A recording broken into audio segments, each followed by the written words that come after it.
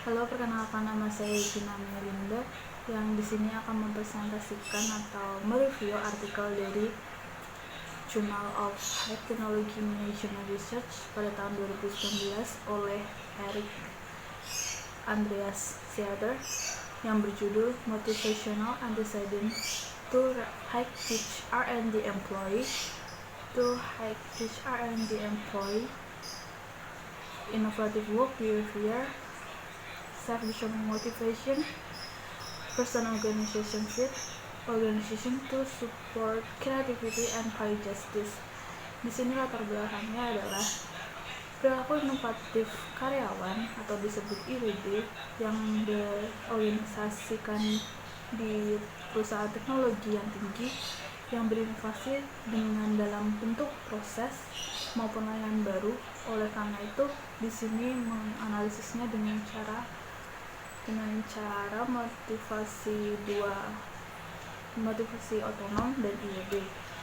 Dan di sini juga menganalisis tentang adanya hubungan motivasi dari penentuan nasib diri sendiri dan konsep dari person organization yang kemudian akan memberikan wawasan atau beberapa faktor yang mempengaruhi dengan sampel karyawan R&D dari perusahaan teknologi tinggi.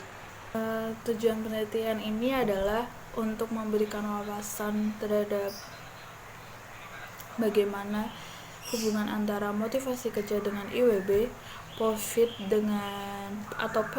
dengan motivasi otonom, dan hubungan antara persepsi dukungan kerja terhadap kreativitas dan upah membayar atau pay justice dengan POFIT dalam sampel karyawan R&D di perusahaan berteknologi tinggi. Teori dan hipotesis yang pertama adalah SDT, motivasi, dan IWB. SDT ini sendiri adalah teori yang sudah dibentuk pada 40 tahun terakhir yang mengatakan bahwa individu dapat memberikan motivasi di mana dapat dikendalikan sampai dengan otonom. Nah, di sini ada motivasi otonom itu sendiri ada 3 jenis, yaitu motivasi intrinsik, motivasi diidentifikasi, dan motivasi terintegrasi. Dalam penelitian ini ada 2 motivasi otonom yang dipakai, yaitu motivasi intrinsik dan diidentifikasi. Sedangkan motivasi terintegrasi tidak dipakai karena sulit untuk diukur. Yang dua ini, intrinsik dan identifikasi, itu sangat mempengaruhi perilaku inovatif kerja atau IWB. Motivasi intrinsik sendiri adalah motivasi di mana seorang dapat mengendalikan motivasinya itu untuk kepentingan diri sendiri. Ibaratnya gini, memotivasi dirinya sendiri karena kesenangan, karena ingin, karena niat, dan kenyamanan, seperti itu. Terus untuk motivasi diidentifikasi ini adalah motivasi ekstrinsik yang sebenarnya itu relatif otonom. Sedangkan motivasi diidentifikasi yaitu motivasi ekstrinsik yang relatif otonom.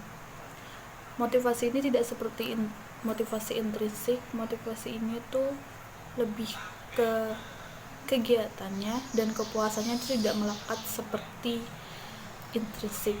Namun keduanya ini dapat mempengaruhi IWB dengan signifikan.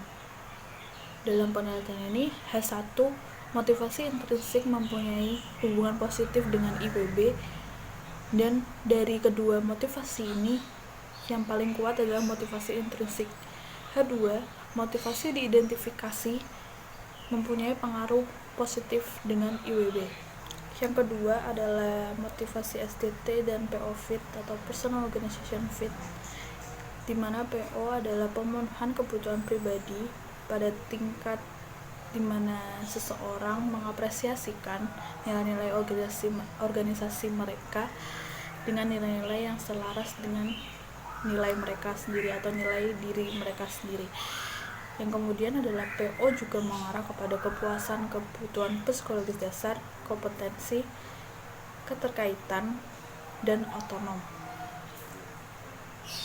Dalam hal ini, PO juga lebih tinggi jika didasarkan pada kebutuhan motivasi untuk diri sendiri yang dilakukan oleh karyawan R&D, yaitu dengan motivasi intrinsik dan diidentifikasi, yang dinyatakan pada hipotesis H3 yang menyatakan bahwa PO fit mempunyai hubungan positif dengan motivasi intrinsik. H4, PO fit atau person organization fit mempunyai hubungan yang positif dengan motivasi diidentifikasi. Yang terakhir adalah penentu potensial dan PO fit. Di sini penentu potensialnya ada dua, yaitu keadilan membayar upah yang pertama. Yang kedua adalah dukungan organisasi terhadap kreativitas. Nah, di sini yang pertama kali akan dibahas yaitu membayar gaji atau upah dengan adil. Pembayaran gaji atau upah dengan adil akan memberikan karyawan atau memberikan keyakinan kepada karyawan bahwa kinerja mereka atau keterampilan mereka selaras dengan organisasi tersebut.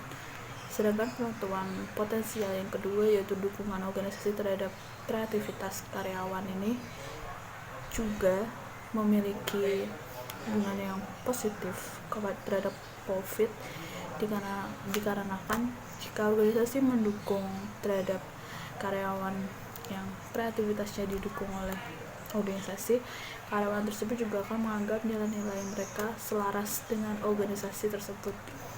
Di sini juga berlaku terhadap karyawan R&D yang dituntut untuk melakukan kreativitas atau inovasi baru untuk organisasi yang atau perusahaan yang berteknologi tinggi.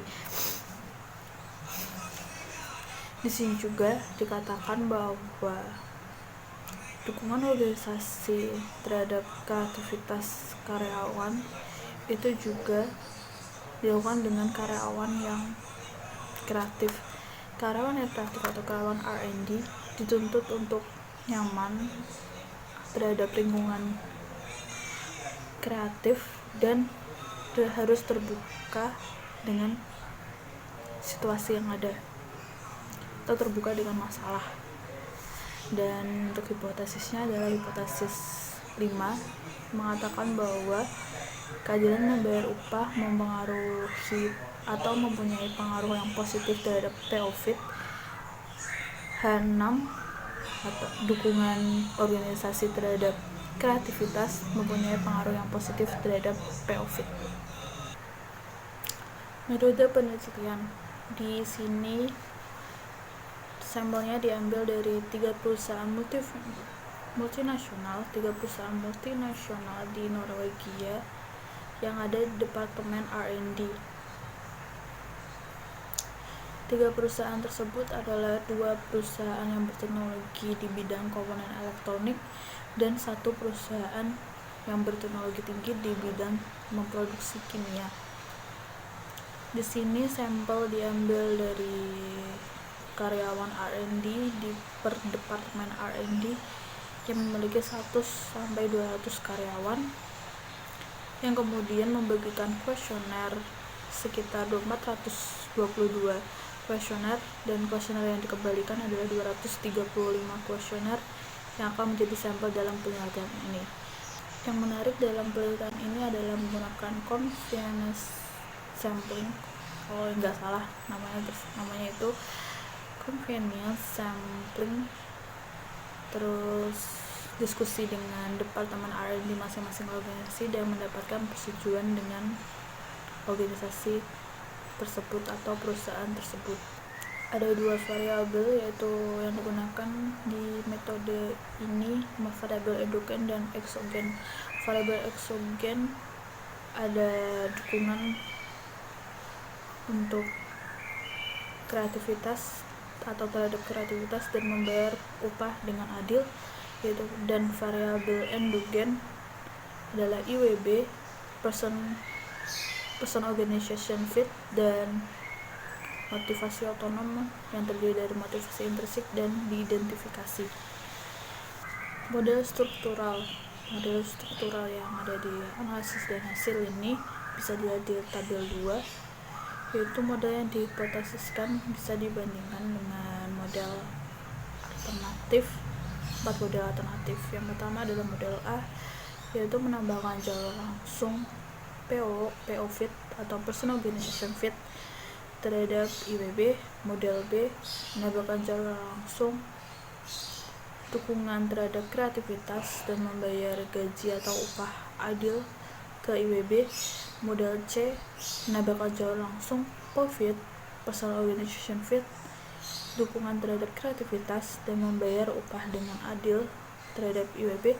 Yang keempat yaitu model D, menambahkan jalur langsung dukungan kreativitas dan membayar upah dengan adil ke jenis motivasi otonom yang bisa dikatakan intrinsik dan diidentifikasi. H5 dan H6 juga mempunyai signifikan atau positif yang menyatakan bahwa H5 menyatakan bahwa keadilan membayar upah mempunyai pengaruh positif dengan PO-Fit dengan beta 0,19 dan P kurang dari 0,01, dan hipotesis 5 didukung. H6 yaitu dukungan terhadap kreativitas juga didukung dan positif terhadap PO-Fit dengan beta 0,55 dan P kurang dari 0,001. Dalam penelitian ini juga menyatakan efek tidak langsung dari dukungan organisasi terhadap kreativitas, keadilan membayar atau pay justice, dan PO-Fit terhadap pada motivasi intrinsik, diidentifikasi, dan IWB bisa dilihat secara langsung di tabel 4 yang hasilnya signifikan. Kesimpulan dari penelitian ini adalah memberikan wawasan tentang hubungan kecocokan antara motivasi dan perilaku kerja dan persepsi karyawan R&D terhadap keadilan upah atau gaji dan dukungan terhadap kreativitas secara tidak langsung di luar kendali manajer yang memperoleh manfaat dari Personal Organization Fit dan motivasi otonom yang terdiri dari motivasi intrinsik dan diidentifikasi serta IWB atau Innovative Work Behavior. Penelitian di masa depan bisa menggunakan sumber data dari variabel prediktor dan kriteria, karena dalam penelitian ini sumber datanya tunggal. Dan penelitian di masa depan juga bisa menggunakan studi kasus di mana dengan jenis motivasi SDT yang membangun kepuasan, kebutuhan, dan lingkungan orang dari dampak tahap IWB secara terpisah, serta dapat menggunakan data longitudinal dalam penelitian selanjutnya, serta bisa membahas tentang bagaimana hubungan Person Organization Fit dan motivasi secara lebih meluas bisa dikatakan dengan kepuasan dari antara hubungan dari Person Organization Fit dan motivasi tersebut. Saya akan membacakan 3 instrumen dari 9 instrumen IWB dari penelitian ini. Yang pertama adalah wonder how things can be improved, yang artinya bertanya-tanya bagaimana hal-hal dapat ditingkatkan.